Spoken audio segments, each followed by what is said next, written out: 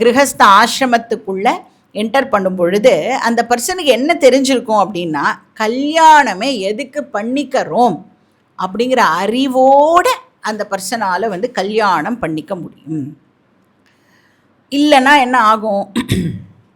இப்போ எல்லா பசங்களும் என்ன கேட்குறா, எதுக்கு கல்யாணம் பண்ணிக்கணும், எதுக்கு நான் இன்னொரு பர்சனோட சேர்ந்து நான் வந்து எதுக்கு வாழணும், அப்புறம் ஏன் வந்து அவளுக்கு ஏற்ற மாதிரி நான் ஏன் வந்து என்னை வந்து மாற்றிக்கணும், நான் ஏன் என்னுடைய விஷயங்களை எல்லாம் வந்து விட்டு கொடுக்கணும், ஏன்னா நான் பிறந்திருக்கேன், எனக்கு ஒரு லைஃப் இருக்குது, நான் இப்படி வந்து என்னெல்லாம் பண்ணணுமோ அதை என்னாலேயே சொந்த காலில் நின்று பண்ணிக்க முடியுங்கிற பொழுது நான் ஏன் இன்னொரு பர்சனோட சேர்ந்து என் வாழ்க்கையை நான் ஏன் வந்து மாற்றி எல்லாம் அமைச்சிக்கணும். இந்த கேள்வி எல்லாம் எதுக்கு வருது அப்படின்னா, நம்ம வந்து அந்த பிரம்மச்சரிய ஆசிரமத்தில் இருக்கும் பொழுது what is the purpose of life அப்படிங்கிறதை நாம் சொல்லி கொடுக்க தவறிட்டதுனால தான் இந்த மாதிரி கேள்விகள் எல்லாம் வருது.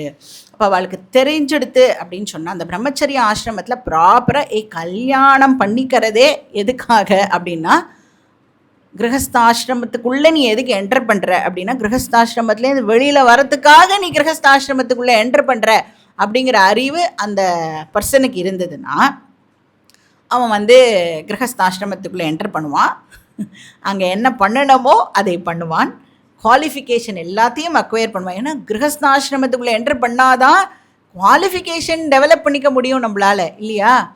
நான் ஏன் இன்னொருத்தரோட அட்ஜஸ்ட் பண்ணிக்கணுன்னா, நீ அட்ஜஸ்ட் பண்ணிட்டாதான் உன்னோட மைண்டில் வந்து ரிஃபைன்மெண்ட் ஆனது ஏற்படும். நான் எப்படி அப்படியே தான் இருப்பேன் அப்படின்னு சொன்னால் வேதாந்தத்துக்கு அது வந்து ஹெல்ப் பண்ணாது.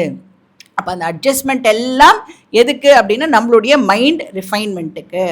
ஸோ அதெல்லாம் இப்போ தெரியாததுனால தான் என்ன பண்ணிடுறா, கல்யாணம் வேண்டாமா ஆனால் சேர்ந்துருப்பா, லிவ் இன் ரிலேஷன்ஷிப். அப்போ தானே வந்து வேண்டாம், ரொம்ப பெருசாக சண்டை வந்ததுன்னா நைஸாக அப்படியே நீ போயிடு, நான் போயிடுறேன், இல்லைன்னா நீ இந்த வீட்டில் இரு, நான் வந்து வேறு எங்கேயாவது போயிடுறேன் அப்படின்னு சொல்லிட்டு அப்படியே கழட்டி விட்டுட்டு அப்போ தான் வந்து ஈஸியாக வந்து போக முடியும். ஸோ வெரி அன்ஃபார்ச்சுனேட், இந்த மாதிரி விஷயங்கள் எல்லாம் வந்து நம்ம வந்து நம்மளோட நெக்ஸ்ட் ஜெனரேஷனுக்கு வந்து பாஸ் ஆன் பண்ணாதது. ஸோ பர்பஸ் வந்து தெரிஞ்சிருக்கணும். ஸோ 2 பேரும் எதுக்கு இப்போ ஒன்றா சேருறோம் அப்படின்னு சொன்னால், நம்ம 2 பேருக்கும் கோல் இருக்குது.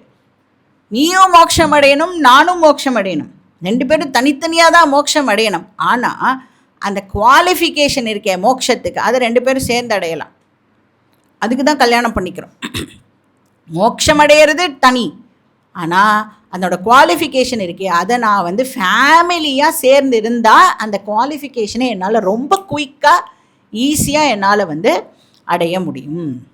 ஸோ அந்த பர்பஸுக்காக தான் வந்து நாம் வந்து கல்யாணம் பண்ணிக்கிறோம் அப்படிங்கிறது இந்த பிரம்மச்சாரிக்கு வந்து தெரிஞ்சிருக்கணும்.